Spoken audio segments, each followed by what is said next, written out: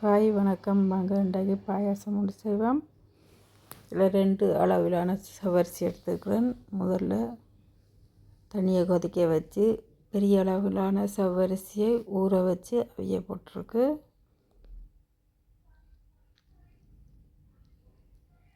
பெரிய சவரிசின்றபடியே இது அதிக நேரம் எடுக்கும். இதை அரைவாசி அவிந்து வந்தவுடன் சிறிய அளவிலான சவரிசியும் சேமியாவும் வறுத்துட்டு அதையும் சேர்த்துக்கொள்கிறேன்.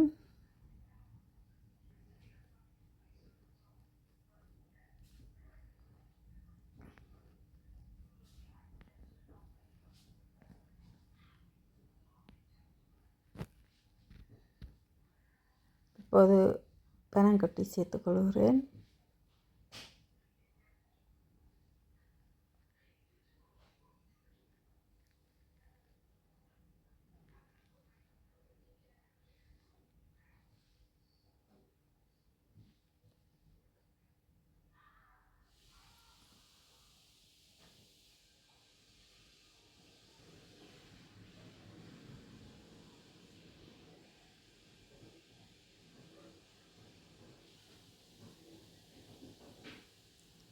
சவரிசி நன்றாக அவிய வேணும்.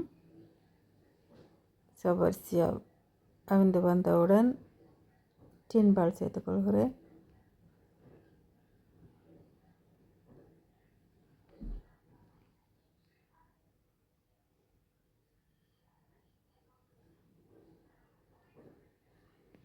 ஏலக்காய் பவுடர் சேர்த்துக்கொள்கிறேன். டின்பால் விட்டதும் கரு நேரம் விட தேவையில்லை. இப்பொழுது இதை வைத்துவிட்டு கஜுவம் பிளம்ஸையும் சிறிதளவு நெய் சேர்த்து பொரித்தெடுப்போம்.